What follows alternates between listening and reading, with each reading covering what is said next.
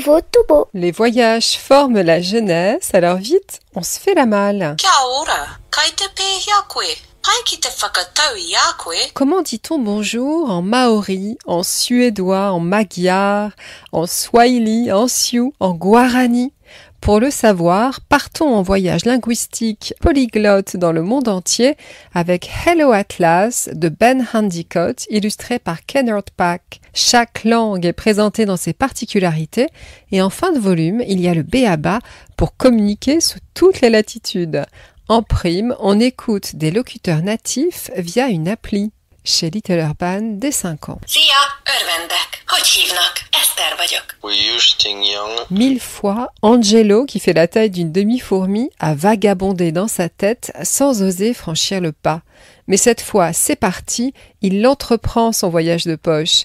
Muni de gouttes de rosée pour la soif et de poudre de pépins de pomme, le minuscule héros de Séverine Vidal, illustré par Florent Piget, embarque dans une coquille de noix à la découverte du monde derrière le lac. Une histoire comme ça des éditions Alice Jeunesse, dès 6 ans. Qu'ils partent de Séoul, d'Ushuaïa, d'Harare ou de Sydney, tous les petits protagonistes d'un jour sur Terre et alentour de Gwendoline Resson, illustrée par Noémie Malbec, mettent les voiles après avoir reçu de mystérieux messages. Où vont-ils? Se pourrait-il que leurs chemins se croisent? Réponse dans la double page centrale chez Belin Jeunesse dès 3 ans. Et si c'était chez nous que des visiteurs venus de l'espace s'offraient une petite escapade exotique? Soyons clairs, si le prési-roi des Schmurgol envoie des émissaires sur Terre, c'est moins pour le tourisme que pour nous envahir. Avec une ironie distanciée et référencée, mention à Mars Attack et Godzilla, SOS les soucoupes rappliques d'Agnès Ernoult, illustrée par Pog, pose un désopilant regard alien sur nous et nos chats, Marmaille et compagnie, dès 6 ans. Retour sur la terre ferme avec Trépidante ville pour petits explorateurs, Elisabeth Dumont-Le Cornec, illustrée par l'atelier cartographique, nous entraîne dans un tour du monde citadin de Tokyo à Venise, en passant par Rio et Saint-Louis du Sénégal. Pourquoi pas un cours de tango à Buenos Aires, du tai chi à Hanoï, du vélo à Amsterdam et une bonne orange pressée sur la place Jemaa el-Fna à Marrakech. Sûr qu'en refermant le livre, les globetrotters en herbe auront la bougeotte, aux éditions Belin Jeunesse, dès 6 ans. Tout nouveau, tout beau. On ralentit le tempo le temps d'une escale à Lisbonne avec les ballades dessinées de Valérie Linder par petites touches et une série de verbes, se préparer, respirer, chercher, cadrer. L'auteur nous guide dans de poétiques déambulations où les pastels dépaysent le regard. Le pointillé jaune du tram, le bleu des carreaux de faïence, le vert des palmiers de Belém, tout est là de la capitale portugaise. Le dessin voyage le paysage, dit joliment le texte. Aux éditions Chandaigne, tous âges. On s'éloigne encore jusqu'aux portes du Sahara avec Jaune désert d'Éric Batu. Cet album réussit l'exploit de rendre palpable l'expérience sensorielle et quasi existentielle du désert. Sable brûlant, soleil de plomb, silence rayonnant, on y est. Chez l'Élan Vert, dès 3 ans. Il est 5 heures, Paris s'éveille. Qu'on y vive ou qu'on y séjourne, comment résister au charme de Paname? Le livre à puce, mes plus belles chansons sur Paris, des éditions Grunt, embarque les tout-petits en musique. Aux Champs-Élysées, aux Champs-Élysées. Tout observateur attentif remarquerait qu'Akiko s'ennuie. Tous, sauf le professeur Goupil de Loïc Clément, illustré par Anne Montel. Dandy comme le Mr. Fox de Wes Anderson, le renard est si casanier qu'il n'a rien vu venir. Saisissant dessin où il découvre la lettre qui lui vrille le cœur. Si tu me cherches, je suis parti au bout du monde. Akiko s'est fait la belle. Je n'aimais pas l'idée d'aller dehors à 2, mais je déteste encore plus l'idée de rester dedans tout seul. Pas le choix.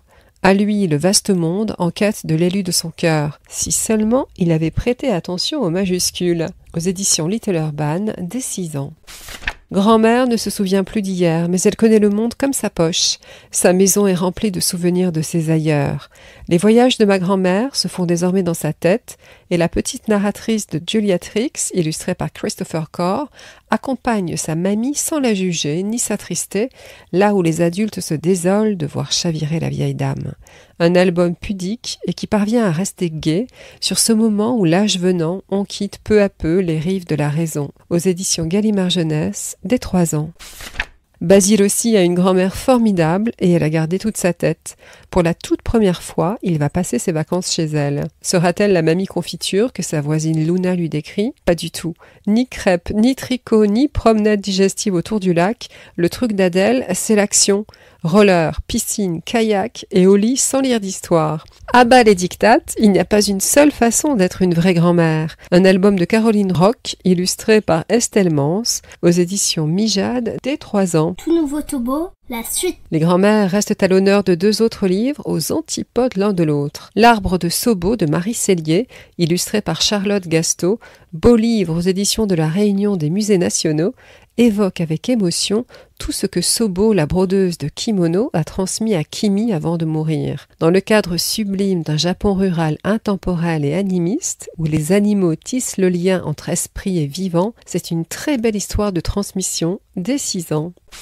Changement total de registre avec La fois où Mémé a vaincu un taureau de Vincent Cuvelier, illustré par Marion Pifaretti, une nouvelle série légère et pétillante comme des bulles de champomis, où l'auteur à l'insolence légendaire restitue l'époque où Mémé passait ses jeudis à garder les vaches avec Mimile, le garçon simplet de la ferme d'à côté. Déjanté et désopilant, chez Nathan dès 3 ans. Tout nouveau Tobo, la suite. Pour finir, 4 livres pour célébrer l'écriture et la lecture tout l'été. En variation sur les histoires comme ça, où Kipling inventait la naissance de l'alphabet, Jean-Philippe Arovigno, illustré par Thalie Hébrard, trousse un conte où il imagine comment Akuba inventa l'écriture. Il était une fois un pays très lointain où les enfants étaient atteints d'une très étrange maladie. Tout ce qu'ils apprenaient à l'école le jour, ils l'oubliaient la nuit.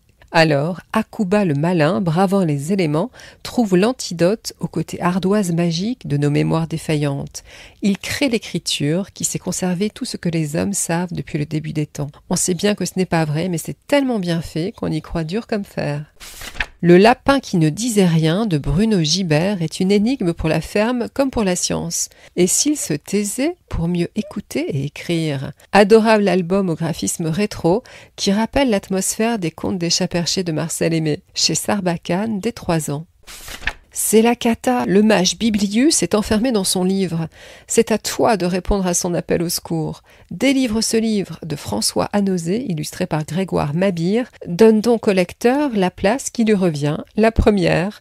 L'enfant manipule le volume et prononce la formule libératoire, c'est jubilatoire. Chez Mijade, dès 5 ans. Finissons cette promenade bibliophile avec une histoire d'amour. Il lisait de Fabrice Melchior, illustré par Joël Dredemi. Regarder l'autre, l'écouter, c'est lire. On voit bien que lire change tout. Tu es ce petit bloc de concentration qui marche à contre-courant. Tu es ce petit monde chargé de mystère et de silence qu'on n'ose pas déranger. Inspirant petit fascicule, en ode à ces quelques centimètres carrés de liberté supplémentaire, les livres chez l'Élan Vert, tous âges. Allons tous au parc d'attractions littéraires de la Courneuve, au programme des réjouissances organisées par le Salon du Livre et de la Presse Jeunesse en Seine-Saint-Denis, des tas d'activités, d'ateliers, de jeux et de lectures autour des 4 éléments et de l'imaginaire avec plein d'auteurs et artistes invités. Retrouvez les livres de Tout Nouveau Tout Beau sur le site d'Enfantillage, florenceduteil.wixsite.com.